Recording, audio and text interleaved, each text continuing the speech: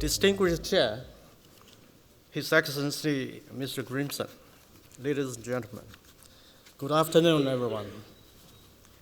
Last year, due to the COVID-19 pandemic, I was unfortunately unable to come to this beautiful city, Reykjavik.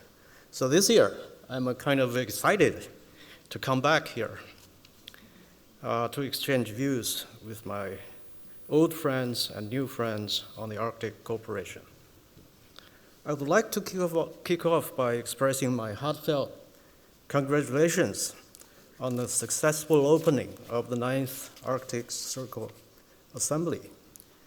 Nearly a decade has passed since the first assembly was held in 2013, and the Arctic Circle, under the leadership of His Excellency Mr. Grimson, has established itself rapidly into an important and unique platform for discussing Arctic affairs, attracting worldwide participation.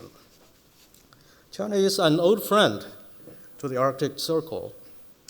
In 2015, the Chinese delegation systematically introduced China's Arctic policies and practices at the Third Arctic Circle Assembly. In 2018, China issued the white paper entitled China's Arctic Policy. It's easily available on the web. As shown by the white paper, China, guided by the basic principles of respect, cooperation, win-win result, and sustainability, is committed to actively responding to the challenges brought about by the changing Arctic and to making contributions to the stability and development of the Arctic.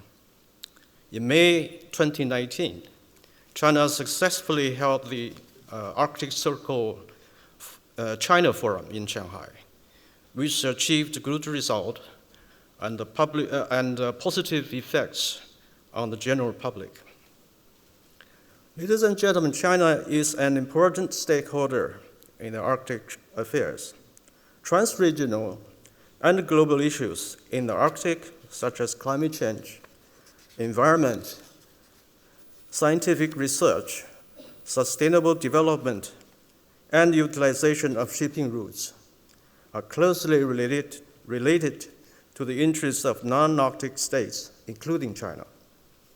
A peaceful, clean, and a prosperous Arctic serves the common interest of the international community as a whole, including China. During the 3 years of the pandemic, we have managed to continue our national programs relating to the Arctic.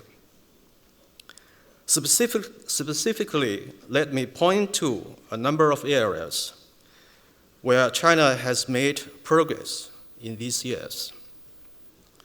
China has taken strong actions to combat climate change. Last year, our president announced our carbon peaking goal at 2030 and a carbon neutrality goal at 2060. In order to fulfill them, China has taken concrete policies and measures, including facilitating the unexpected explosion of electronic vehicle market at home. The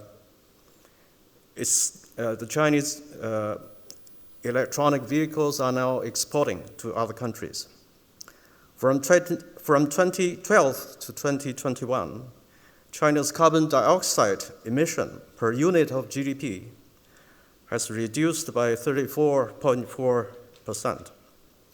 Today, China's renewable energy installations account for more than 1/3 of that of the whole world. The work done will help mitigate the impact of climate change in the Arctic. With this data, you will see whether we are really fighting climate change. China has also taken steps to enhance the protection of the ecosystem and the biodiversity of the Arctic. Last October, COP15 of the Convention on Biological Diversity was held in Kunming, China. During the conference, our President Xi Jinping called on the international community to enhance cooperation and jointly build a community of all life on Earth. It is also worth noting that with the joint efforts of the 10 parties, including China, the agreement to prevent unregulated high-sea fisheries in the Central Arctic Ocean was successfully reached and entered into force last year. An agreement to fill the gap in the Arctic Ocean governance, constituting a remarkable milestone in the evolving of the Arctic rule system. The first conference of the parties to the agreement will be held in Korea next month. We believe that the conference will open a new chapter for the conservation and maybe in the future, sustainable use of the biological resources in the Arctic Ocean. China has made efforts to explore the Arctic shipping routes. In theory, the Arctic shipping routes connecting Asia, Europe, and North America have the potential to become important transportation routes for international trade and business due to the global warming. The Chinese government encourages the shipping companies in their steady exploration of the commercial use of those shipping routes. I heard a presentation yesterday of COSCO, our biggest shipping company, that some very valuable data and experiences have stemmed from their experimental voyages. Meanwhile, we have taken constructive part in the polar rule-making processes at international platforms such as IMO, so as to promote building smooth, safe, and green passages through the Arctic icy waters. Finally, Chinese scientists have also participated effectively in the Arctic Scientific Research Cooperation. Last June, the Arctic Observation Program, jointly submitted by multiple scientific research agencies from China, Russia, US, Canada, Norway, and Germany, has been adopted by the UN Decade of Ocean Science for Sustainable Development for 2021 to 2030.